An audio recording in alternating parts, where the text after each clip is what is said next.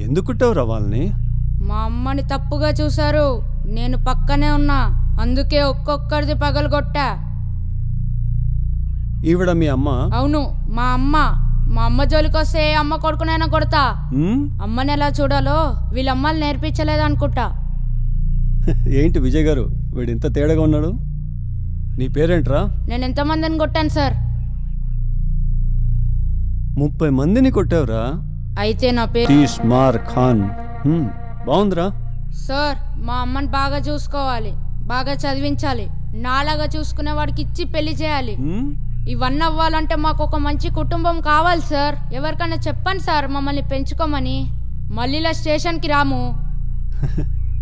చాలా ఇంకేమైనా కోరికలు ఉన్నాయా? ప్రస్తుతానికి ఇంతే. చాలా ఎక్కువ ఉన్నాయిలే కానీ వెళ్ళి అక్కడ కూర్చో. విజయ్ గారు, వీళ్ళందరి దగ్గర సంతకాలు తీసుకొని వదిలేయండి. అలాగే సార్.